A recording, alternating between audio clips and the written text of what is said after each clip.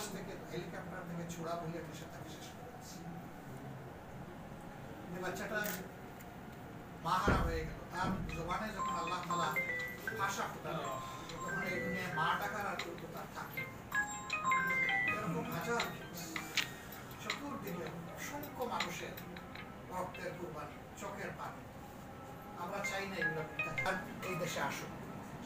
আমরা চাই একটা ন্যায় ইনসাফ ভিত্তিক একটা সরকার এদেশের দায়িত্ব গ্রহণ করুক, যাতে মানুষের উপরে ইনসাফ করতে পারে। এই বিপ্লবোত্তর সময়ে কিছু কিছু জায়গায় কিছু কিছু লোক বাড়াবাড়ি করছে, মানুষের জমি দখল, অফিস দখল, ব্যাংক দখল, প্রতিষ্ঠান দখল, লুটতরাজ, এই ধরনের জঘন্য কাজে নেমে গেছে। এমনকি পার্সোনাল গ্রাস চরিতার্থ করার জন্য মানুষের জীবনের উপরে হাত দিয়েছে। আমরা এগুলাকে ঘৃণা করি এবং আমরা উচ্চারণ করেই যাব যে আমরা এদেরকে প্রতিরোধ করব।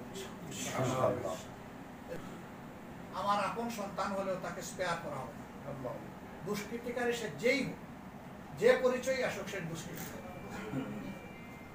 এত ত্যাগের ফসল, এটাকে বিফলে যেতে দেওয়া চাই। আরেকটা কথা আপনারা মাঝে মধ্যে শুনেন, সংখ্যালঘু সংখ্যাগুরু, এটা একেবারেই মানে। এই দেশ আমাদের সবার, জাতি ধর্ম বর্ণ নির্বিশেষে। যে লোকটাই এই দেশে জন্মগ্রহণ করবে সে এই দেশের গর্বিত নাগরিক। আমার যেমন অধিকার তারও তেমন অধিকার। ধর্ম যার যার, কারো উপর কারো ধর্ম চাপিয়ে দেওয়ার অধিকার কারো নেই।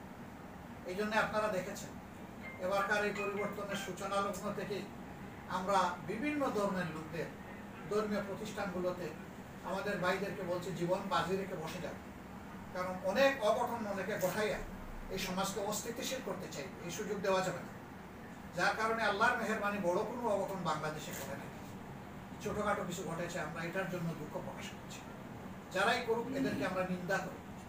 এরা ঘৃণার বস্তু, এরা কোনো ধার্মিক নয়, এরা অধার্মিক। কোনো ধর্ম এগুলা মানুষকে শেখায় না। আমরা তাদেরকে আশ্বস্ত করেছিলাম যে আপনাদের পাশে আমরা আছি। আমরা মন্দির পাহারা দিয়েছি, প্যাগোডা পাহারা দিয়েছি। এটা আমাদের নৈতিক দায়িত্ব, ইমানি দায়িত্ব মনে করে, নাগরিক দায়িত্ব মনে করে আমরা করেছি। ইলেকট্রনিক মিডিয়ার মাধ্যমে আপনারা জাতিকে এই ব্যাপারে সচেতন করে সত্যিকারের যোদ্ধার ভূমিকা আপনারা পালন করবেন, এটা আমরা আপনাদের কাছে প্রত্যাশা করি।